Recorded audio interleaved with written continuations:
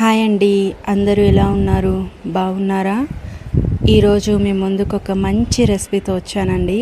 అదేంటంటే టమాటా పలావ్. ఈ వీడియోని మిస్ చేయకుండా ఎండ్ వరకు చూడండి. ఎంతో టేస్టీగా ఉంటుందని నిజం చెప్తున్నాను.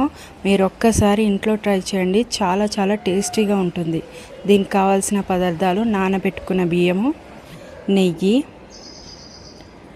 దాల్చిన చెక్క, లవంగాలు, యాలకులు, స్టార్ పువ్వు, సాజీరా, బిర్యానీ ఆకు, మరాఠీ మొగ్గ, టమాటాలు, ఉల్లిపాయలు, కరివేపాకు. ముందుగా ఒక మిక్సీ జార్లో పచ్చిమిర్చి, జీలకర్ర వేసి కచ్చా పచ్చాగా గ్రైండ్ చేసుకొని పెట్టుకోవాలి. తర్వాత స్టవ్ మీద ఒక బాండి పెట్టుకొని అది కాస్త వేడెక్కాక అందులో నెయ్యి వేసుకోవాలి.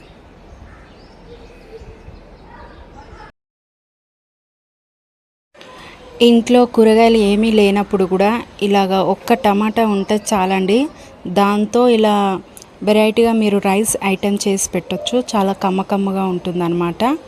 ఈ నెయ్యితో పాటు మనం ఒక 2 గరిటెల ఆయిల్ కూడా వేసుకున్నామంటే బాగుంటుంది. ఒక నెయ్యి కాకుండా నెయ్యి ప్లస్ ఆయిల్ 2 కలిపి వేస్తే చాలా బాగుంటుందన్నమాట.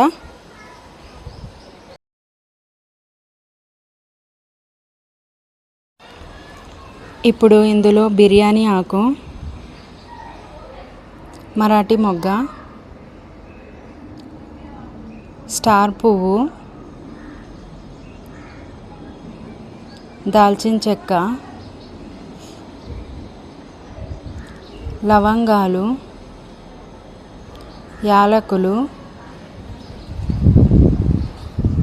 వేసి కొద్దిగా అటు ఇటు లైట్గా వేయించుకున్నాక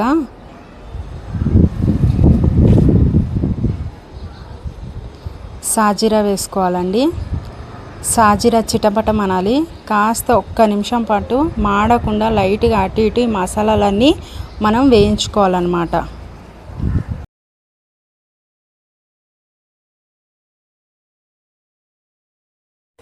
ఇప్పుడు ఇందులో ఉల్లిపాయ ముక్కలు, కరివేపాకు వేసి లైట్ గోల్డెన్ బ్రౌన్ కలర్ వచ్చేంత వరకు వేయించుకోవాలి.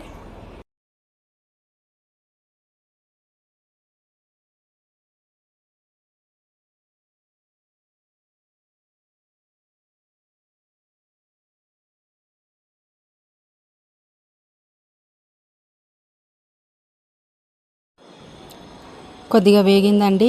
ఇప్పుడు ఇందులో 2 స్పూన్ల అల్లం వెల్లుల్లి పేస్ట్ వేయాలి. నేనైతే అల్లం వెల్లుల్లి పేస్ట్ ఇంట్లోనే నూరుకొని పెట్టుకుంటానండి.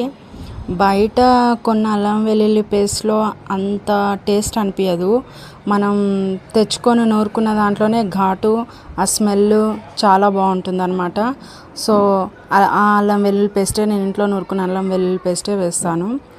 అది పచ్చివాసన పోయేంత వరకు నూనెలో కాసేపు వేయించుకోవాలి, 1 నిమిషం పాటు. తర్వాత మనం ముందుగా గ్రైండ్ చేసి పెట్టుకున్న పచ్చిమిర్చి పేస్ట్ వేసుకోవాలండి.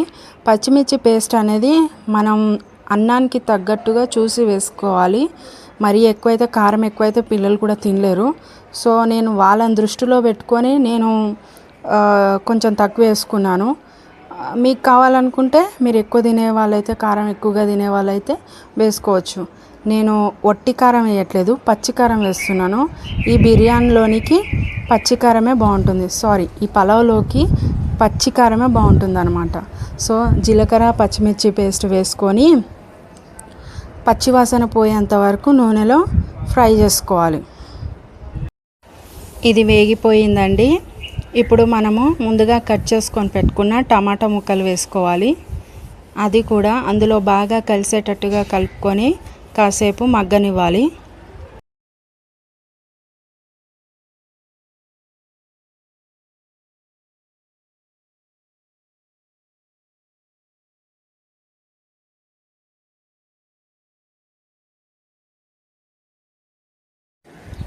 టమాటాలు మగ్గిపోయాయండి కొంచెం. ఇప్పుడు ఇందులో రుచికి సరిపడా సాల్ట్ వేసుకోవాలి. నేను ఒక 3 స్పూన్లు వేసుకున్నాను. నా స్పూన్ సైజ్ చూసారుగా, చిన్నగా ఉంది. మీరు మీ స్పూన్ సైజుని బట్టి మీ రుచికి తగ్గట్టుగా మీరు వేసుకోండి. తర్వాత నేను ధనియాల పొడి వేశాను. ఒక 1.5 స్పూన్ వేసాను. ఇవన్నీ బాగా కలిసేలాగా కలుపుకొని చక్కగా నూనె పైకి తేలేంత వరకు వేయించుకోవాలి. మీరు ఉప్పు తక్కువైనా పర్వాలేదు, తర్వాత మధ్యలో నీళ్ళు టేస్ట్ చూసి అందులో ఉప్పు యాడ్ చేసుకోవచ్చు తక్కువ ఉంటే కనుక. సో మొదట్లోనే ఎక్కువ వేసుకోకండి.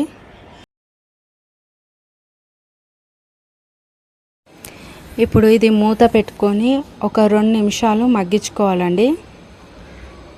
నూనె పైకి తేలింది, సో బాగా మగ్గిపోయిందనమాట.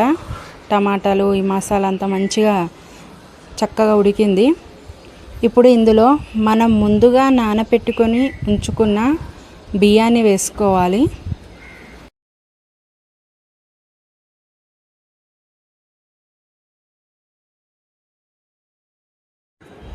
అదంతా బాగా కలిసేటట్టుగా కలుపుకోవాలి. ఇలా ముందుగానే మనం కలుపుకున్నామంటే ఆయిల్ మసాలా అనేది బియ్యానికి బాగా పట్టుకుంటుంది. అంతేకాకుండా బియ్యం అనేటిది పొడి పొడిగా వస్తుందన్నమాట.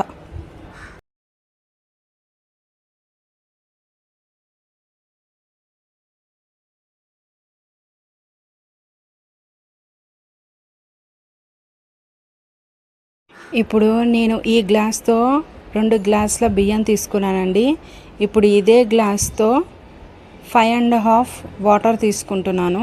ఈ కొలత తీసుకుంటున్నాను. మీరు ఏ కప్పుతో ఏ గ్లాస్తో అయితే బియ్యం తీసుకుంటారో ఆ గ్లాస్ తోటి 5.5 వాటర్ తీసుకుంటే పర్ఫెక్ట్గా సరిపోతుందన్నమాట.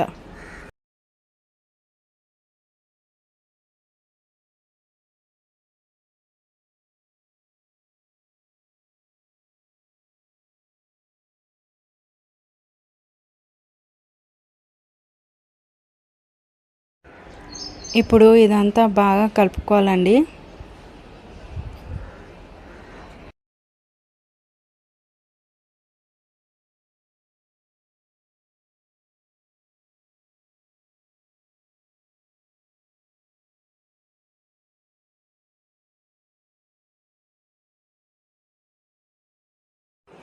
ఇప్పుడు మూత పెట్టుకొని రైస్ పొంగకుండా మంటని high to medium to slim పెట్టుకొని ఆ రైస్ని అన్నిటిది బాగా ఉడికించుకోవాలన్నమాట. చూడండి, ఇక్కడ చూపిస్తున్న విధంగా ఇట్లా ఉడికించుకోవాలి. మధ్య మధ్యలో కలుపుతూ రైస్ అనేది పొంగకుండా మంచిగా ఉడికించుకోవాలి. లాస్ట్లో మూత పెట్టుకొని స్లిమ్లో పెట్టుకొని అన్నాన్ని మగ్గనివ్వాలి.